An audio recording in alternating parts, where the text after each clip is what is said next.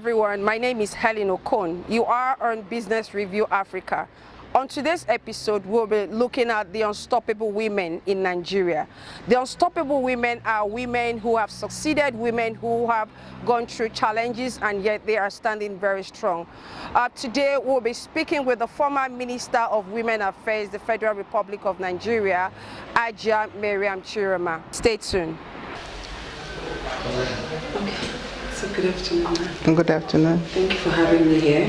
You're welcome. Thank you.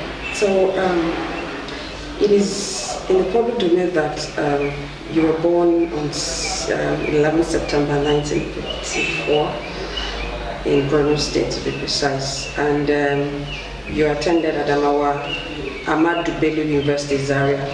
Can you tell us more about you? You know, as a hard-working mother, you're very hard-working. Well, thank you very much for the accolade. My name is MARYAM CIROMA. As you rightly said, I'm from Borno State. I started my education in Maiduguri, Borno Government Girls Secondary School, and then I proceeded to Abdullahi Bayero College for my A levels, and then to Ahmadu Bello University, Zaria. And then I also did my postgraduate studies in that school in Lagos, what do they call it, in Badagry. I went through that also, and I worked in the civil service, and precisely the Federal Civil Service Commission from 1979 to 1983. And then after that, I went into business. And from business, I went into politics, and I do business and I do politics. That's what I do right now. Okay, very interesting. So how were you able to study and graduate? I mean, you said you graduated in 1978 with a degree in political science, and you later obtained a postgraduate diploma in public administration. How were you able to do this, considering the level of girl child education back in the northern states? I happen to be one of the very lucky girls. My father was highly educated. He was a lecturer in Ahmadu Bello University, Zaria, Faculty of Law precisely.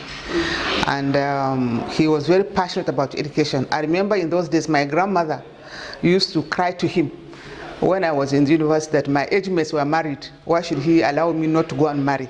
So he would tell my grandmother that, let's allow her to go to school. You will be happy when she finishes her education. And believe me, God spared her life to witness my success in civil service.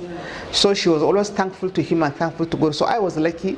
My father was very passionate about education, and he insisted that I would not get married until I was able to complete my education.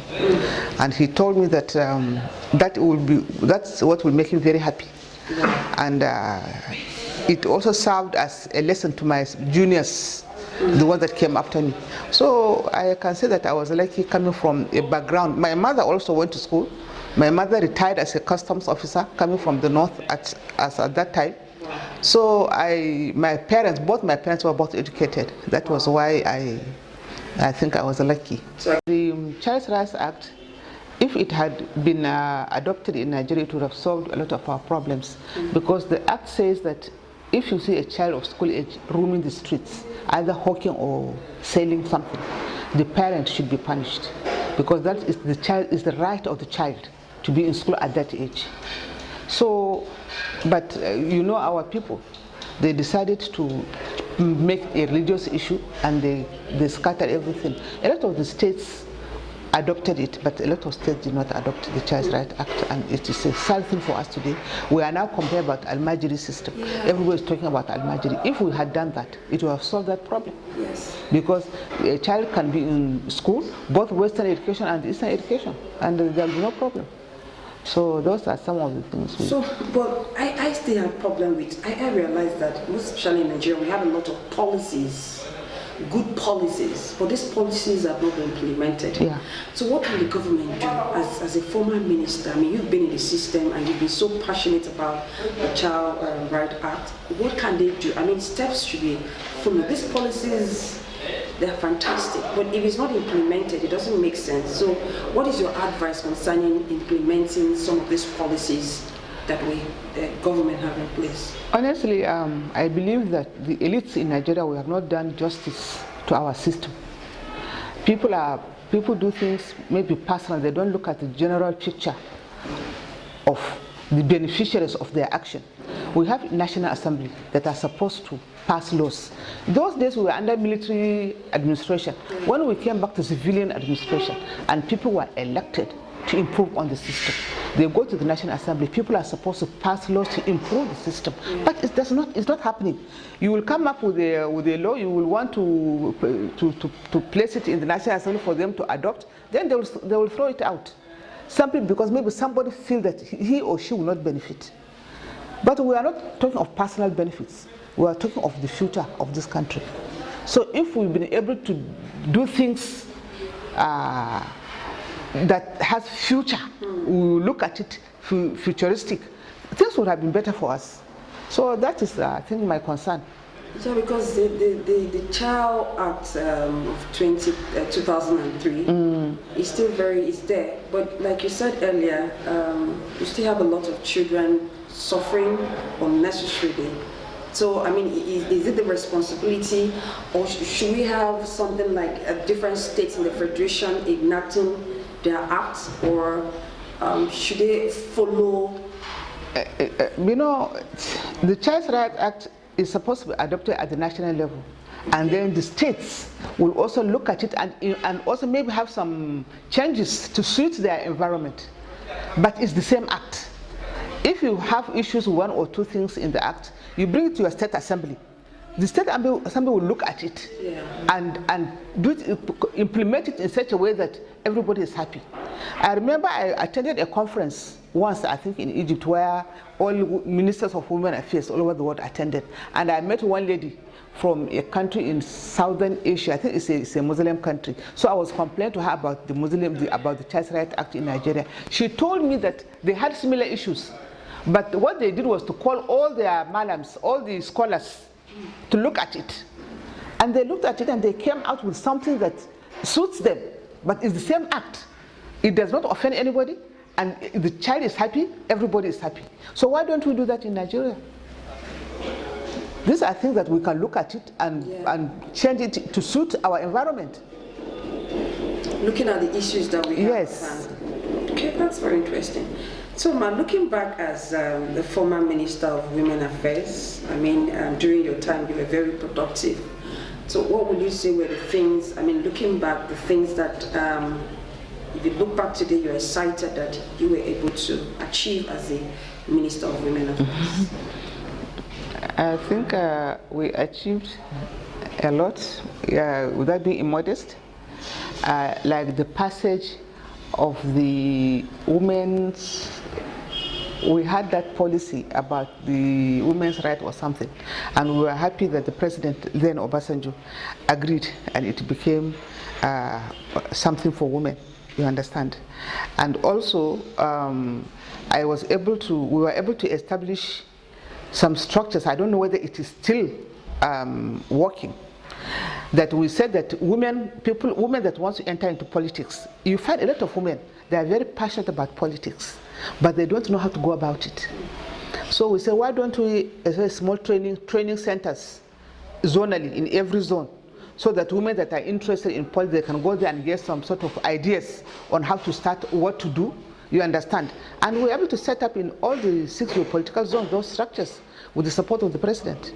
And it's supposed to assist women that want to go into politics. Apart from that, we were also able to establish in every ministry, especially in their departments, that will, the budgetary department that will take care of women issues, so that when they are preparing their budget, they should also factor in things that will support women. And that also was adopted, and I think it's still being practiced. So there are so many things I can't remember, but we did some. Okay, so we're actually looking at or talking about the unstoppable women in Nigeria. So of course, as the Minister of Women Affairs in a male-dominated industry or politics. It's possible you had some challenges. So how were you able to overcome some of these challenges, dealing with a whole lot of men, how were you able to? My sister, it's not it's not easy for women in Nigeria, I tell you, to be in politics and succeed. You must really work hard. If you see these women that are succeeding in politics, you must give them thumbs up for what they must have gone through to reach the level they have reached.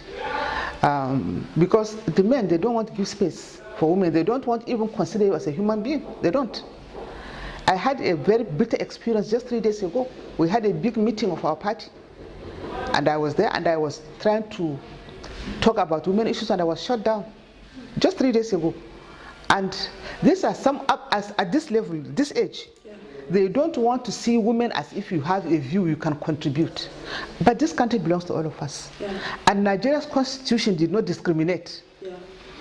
Apart from that, all the political parties, they have 35% affirmative action in their constitutions, all the political parties. But the political parties will not implement it.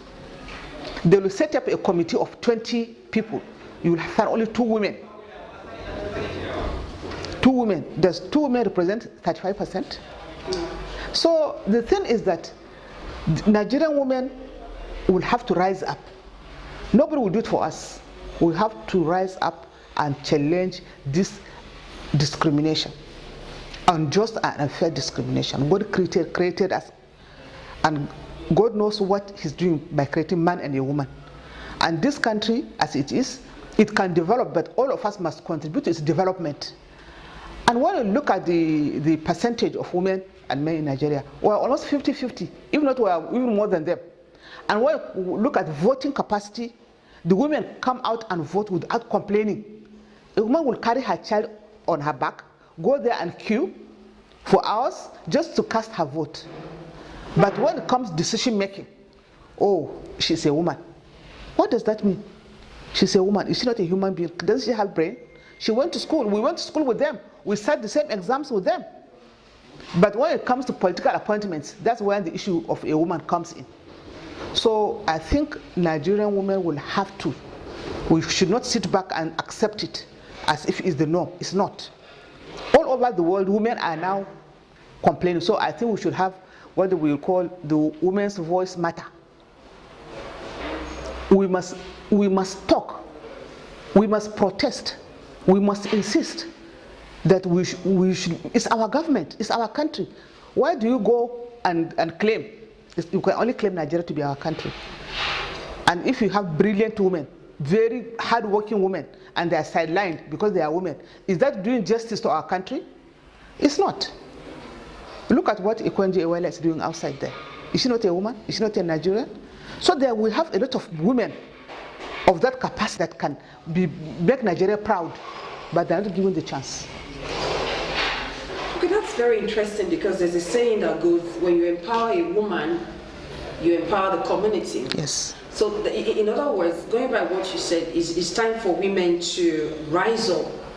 So, but in a situation where, I mean, you have all the skills, you have all the knowledge, you have achieved a whole lot, and you are not given an opportunity to serve, you are not given an opportunity to be heard, what can you do? Because we are talking about the unstoppable women. You know, we believe that if I'm empowered, I'll be able to empower someone else. But if I'm not given the opportunity, to voice out, how do I go about it? We have a whole lot of women. I mean, some of them are just frustrated. They have a whole lot to do, but they are not given the opportunity. They are not in a position of authority, but they have something to offer. So what is your word, your specific word for them to be able to push? What can they do? Contribute their quota. Yes, as I said, we should not just sit back. We should insist. It's our right. It's not a favor. It's our right. So because it's our right, we must insist. The women must come together. We must work together, irrespective of political parties. Because what is happening in Party A is happening in Party B. So if you are a woman, you have the same challenge all over the place. So why don't Nigerian women come together and insist? Because what you're saying is true. You have the capability, you have the knowledge, but you need support. The men decide. They make the laws.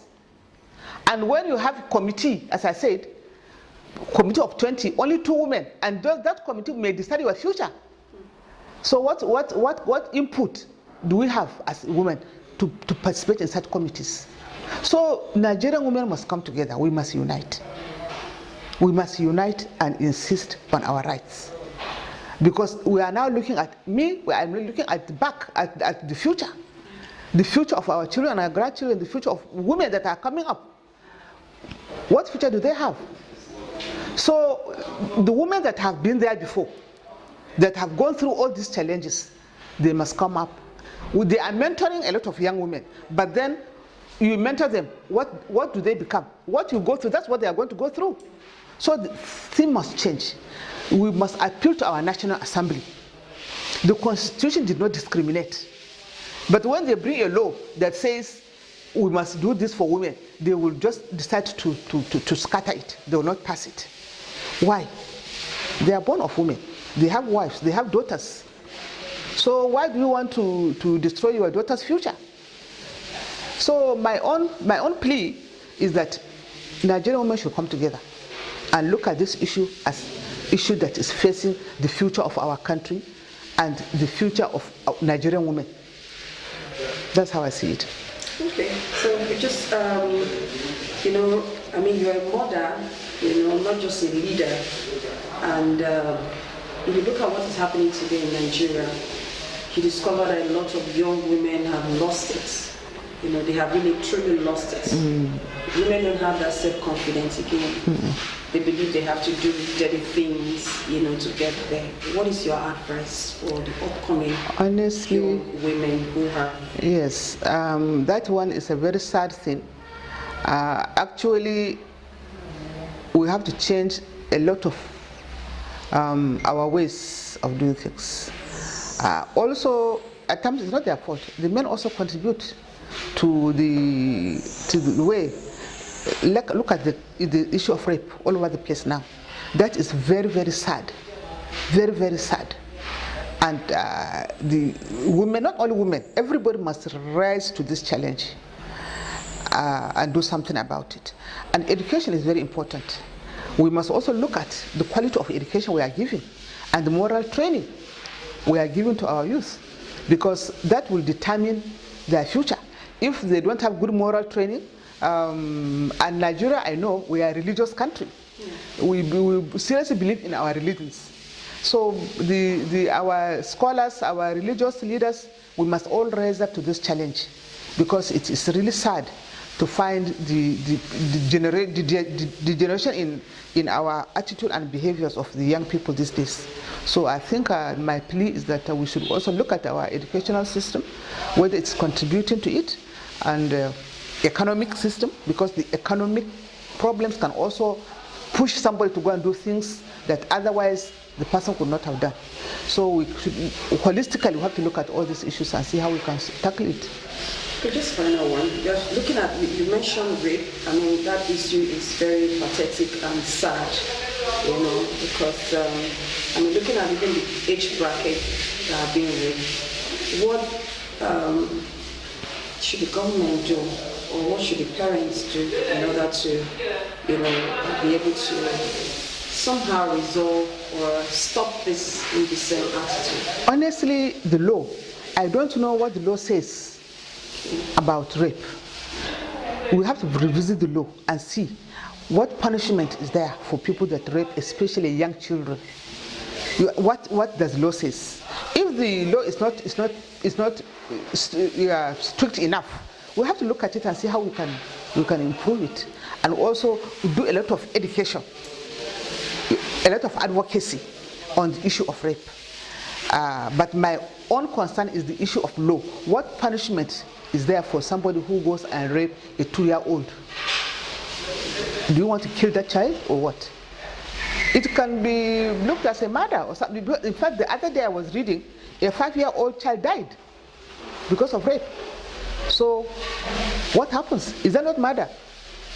So we have to look at our law, what the law says, and also begin to do a lot of education and advocacy on this issue, because it is really becoming very scary and very serious. Because it can happen to anybody. It can happen to anybody's child. It can happen to anybody's child. So, What do you have to say about the unstoppable woman or women in Nigeria? Well, Who is the unstoppable woman in Nigeria? I like to raise my thumbs for the unstoppable women because they are making Nigeria proud. Nobody should intimidate us. Nobody should blackmail us.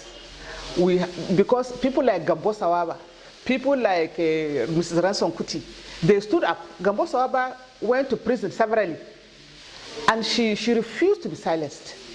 So I don't think our generation should be silenced. The women should, in fact, be encouraged all the more and fight for the cause of women in Nigeria. That is my advice. Thank you. You're welcome.